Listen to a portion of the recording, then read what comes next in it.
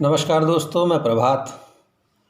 एक लोक कथा सियार और मोर जिसका पुनर्लेखन किया गया है, इसे किताब के रूप में एकलव्य प्रकाशन ने प्रकाशित किया है, तो वही आपको सुना रहा हूँ। तो आइए सुनते हैं लोक कथा सियार और मोर। सियार और मोर कल ही तो दोस्त बने थे और आज की ये बात है। सियार ने मोर से कहा, बड़ी भूख लगी है, आज कुछ खास बनाकर खाते हैं। खास तो दाल बाटी होती है, बनाकर खा लेते हैं, मोर ने कहा। सियार को बात जम गई और दोनों ने जंगल में इधर उधर से ईंधन बटोरा, पत्थर का चूल्हा बनाया, बर्तन, आटा, दाल जैसी ज़रूरी चीज़ें ले आए। चूल्हा जलाकर भगोनी भरकर दाल चढ़ा दी। आग की राख में गिनकर पूरी 12 बाटी दबा दी। बड़ी जल्दी उन्होंने खाना तैयार कर लिया। अब तो बस खाने की ही देर थी। खा भी लेते, पर मोर ने टोक लगा दी। बोला, मैं नहाए बिना नहीं खाता हूँ, अभी नदी पर नहा कर आता हूँ। ये गया और ये आया। कहने के बाद वह सियार के जवाब का इंतजार किए बिना नहाने चला गया। इधर जंगल में पेड़ों से आती हवाओं के बीच दाल बाटी की खुशबू उड़ रही थी। सियार के सामने चकाचक माल रखा हुआ था। उससे रहा नहीं गया। उसने मन ही मन विचार किया, अब जो बने हुए खाने को छोड़कर नहाने गया है, उसके आने का क्या ठिकाना है। बेवजह भूखे रहने का फ़ायदा ही क्या है, क्यों न माल उड़ा ही लिया जाए, खा ही लिया जाए। ऐसा सोचने के बाद खाने में क्या देर लगती है।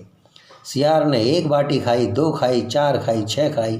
पेट भर गया, पर नीयत नहीं भरी।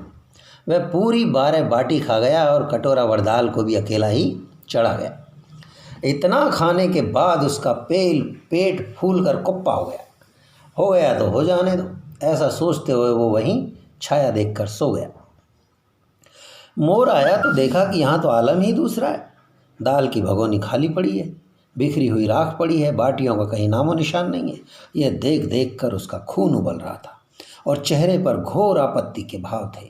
उसने कड़कती आवाज़ में सियार को जगाया, सियार, दाल बाटी कहाँ है? चिल्लाता क्यों है? भूख लग रही थी तो मैं दाल बाटी खा गया। आंखों पर हाथ धरे सोए पड़े सियार ने कहा। मोर का जो खून अभी तक उबल ही रहा था, अब शरीर में भड़बड़ाता हुआ दौड़ने लगा। चीखते हुए बोला, ऐसे कैसे खा गया तू? हमने मिलकर बनाई थी तो खाना भी मिलकर ही था, और खा भी गया तो कोई बात नहीं, पर मेरा हिस्सा तो छोड़ना था।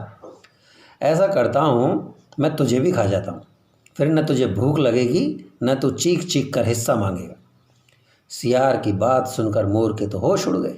बोला, दोबारा ऐसी बात मुँह से निकाली तो।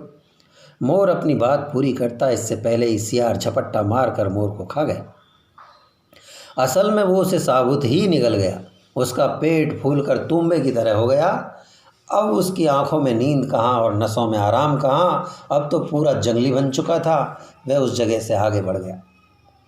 कुछ ही दूर चला था कि उसे जंगल में उपले बीनती हुई एक बुढ़िया दिखाई दी।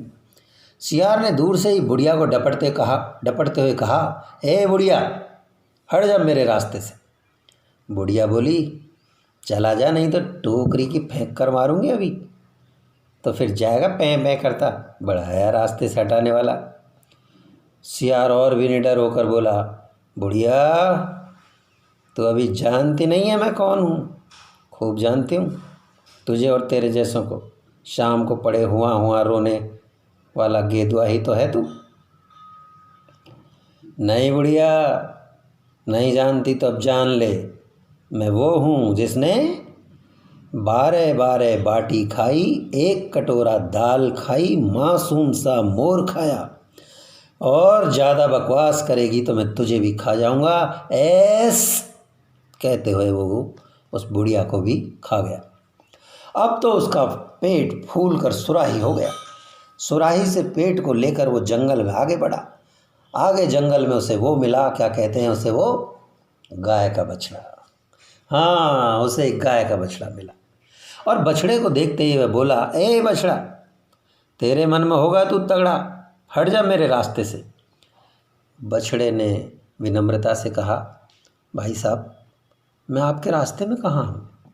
मैं तो घास के मैदान में घास चर रहा हूँ। सियार ने कहा, शायद अभी तुझे पता नहीं है कि मैं कौन हूँ। बछड़े ने कहा, अच्छी तरह पता है भाई साहब, आप गीदड़ हैं, महाडरपोक हैं। आपके महाडरपोक स्वभाव से गीदड़ भभकी मुहावरा बना है। और हाँ, आप रोज़ शाम को हुआ हाँ करके रोते हो। सियार ने आंखें दिखाकर कहा, अगर नहीं जानता तो जान ले कि मैं वो हूँ जिसने 12 बाटी खाई, 1 कटोरा दाल खाई, मासूम सा मोर खाया, उपले बीनती बुढ़िया खाई, और अब मेरा ख्याल है कि बछड़े तो होते ही नहीं अच्छे, इसलिए मैं तुझे भी खा जाता हूँ। ऐसा कहते हुए मैं मैदान में घास चरते हुए बछड़े को भी खा गया। अब तो उसका पेट फूल कर सुराही से कड़ाही हो गया और वह आगे बढ़ गया। जंगल में चलता गया तो फिर उसे कौन मिला? भालू। बिल्कुल ठीक, उसे भालू मिला। भालू को देखते ही वह बोला, ए भालू, मैं नहीं जानता तू कालू है या कालू का भाई चालू, हट जा मेरे रास्ते से। भालू ने कहा, मैं तेरे रास्ते में कहाँ हूँ, बल्कि तू तो खुद ही मेरे रास्ते में बड़ा चला आ रहा है। सियार ने कहा, तो शायद जानता नहीं है कि मैं कौन हूँ। भालू बोला, गीदड़ हो भाई तुम, गीदड़। रोज़ शाम को दिल तुम्हारा हो जाता है धुआं धुआं, मिलकर रोते हो हुआ हुआ। सियार ने कहा, नहीं, मैं वो हूँ जिसने 12 बाटी खाई, 1 कटोरा दाल खाई, मासूम सा मोर खाया, उपले बीनती बुढ़िया खाई, 1 गाय का बछड़ा खाया, और तू बहुत कविता पढ़ रहा है इसलिए मैं तुझे भी खा जाता हूँ। ऐसा कहकर वो उस भालू को भी खा गया। अब तो उसका पेट फूल कर ढोल हो गया। चलते चलते वह हाथियों के जंगल में पहुंच गया। हाथी हरे बांसों को चबा रहे थे और उनमें मस्ती कर रहे थे। उसने एक हाथी से कहा, ए हाथी, तू जिसका भी है साथी, मुझे कोई फर्क नहीं पड़ता। हाथी ने कहा, बात क्या हुई? बात यह हुई कि तू शायद जानता नहीं है कि मैं कौन हूँ। हाथी ने हंसते हुए कहा, ये तो वही मिसल हुई कि बोले तू कौन, बोले मैं खामा खा, तो भैया तू खामा खा और कुछ भी नहीं। तू नहीं जानता कि तू हमारे सामने चींटी भी नहीं है। सियार ने कहा, नहीं, मैं वो हूँ जिसने 12 बाटी खाई, 1 कटोरा दाल खाई, मासूम सा मोर खाया, उपले बीनती बुढ़िया खाई, 1 गाय का बछड़ा खाया, कविता करता भालू खाया, और तू बहुत बोल रहा है इसलिए मैं तुझे भी खा जाता हूँ। ऐसा कहते हुए वो हाथी को भी खा गया। अब तो उसका पेट फूल कर बड़ा सा पिंजरा हो गया। आगे जंगल में अब मिलने को रहा ही कौन? शेर रह गया था, सो वो भी मिला।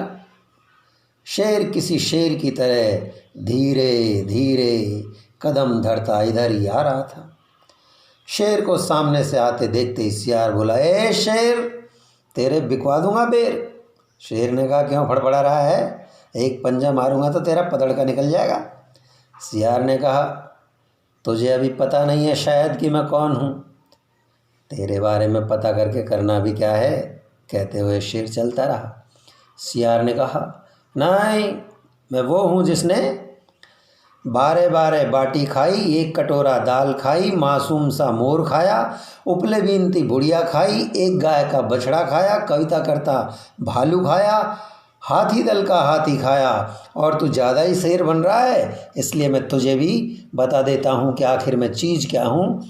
ऐसा कहते हुए वह रास्ते चलते शेर को भी खा गया।